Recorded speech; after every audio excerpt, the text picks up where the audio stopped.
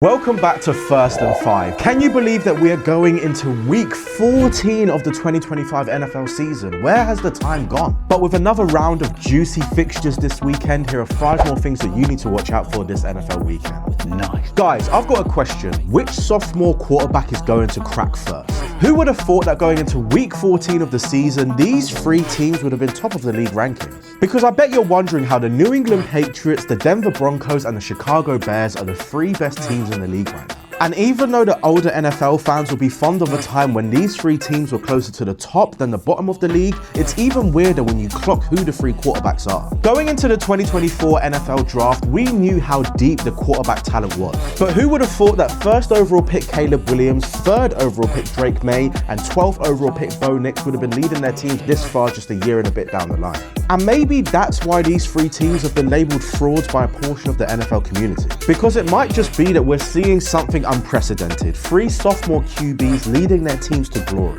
With the Pats 11-2, the Broncos 10-2, and the Bears 9-3, the real question now is, which one of these quarterbacks is going to crack first, if any do at all? Right, you guys can hear my accent, and no Americans, I am not putting it on. I am a British NFL fan.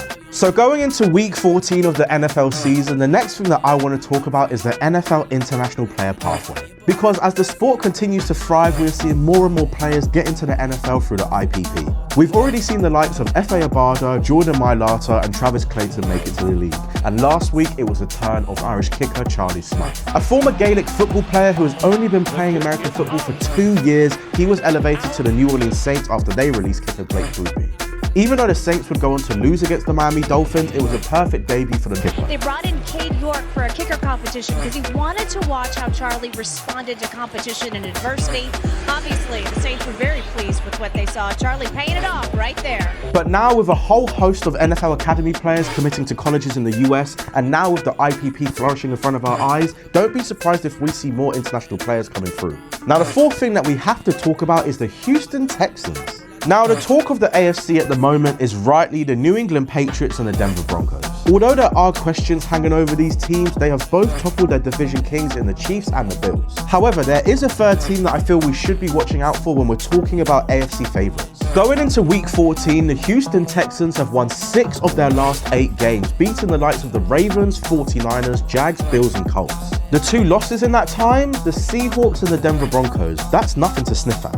And now with a trip this weekend to the Kansas City Chiefs, who will be using every last drop of talent to try and claw their season back, this is going to be a huge test for CJ Stroud and the Texans. Houston currently sits at 7-5. If they beat the Chiefs, they move to 8-5, and then they have 2 home games in a row versus the Cardinals and the Raiders. Week 17 then takes them to LA to face the Chargers before a massive game at home in the last game of the season versus the Colts. That game could have massive implications. Can the Texans win out and win the division? Who knows? Houston Texans, Heat, check. Do you want to know who I think should be the league's MVP? Drake May? Matthew Stafford? Jonathan Taylor? No, my MVP is Myles Garrett. Before you start typing, I get it. The Browns are 3-9, they don't look like a good team at all, and they are awful on offense, but can you contest that Myles Garrett isn't the best player in the league right now? The edge rusher out of Cleveland has looked superhuman on defense, and he is set to smash the single-season NFL sacks record.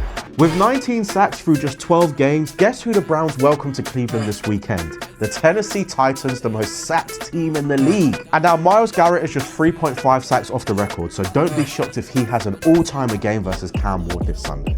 And the 5th thing that we need to talk about going into this weekend's games is late bloomers. Because as we move into the last stretch of the season, the league has now fully taken shape. We know who's good, who's bad, and who's somewhere in between.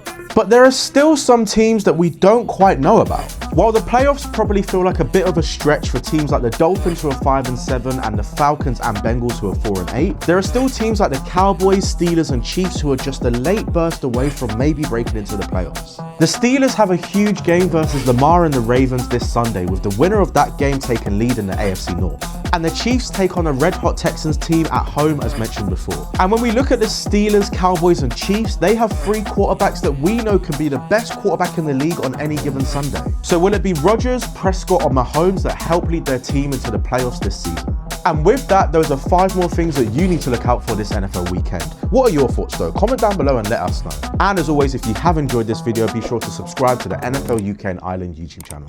I've been American TJ, peace.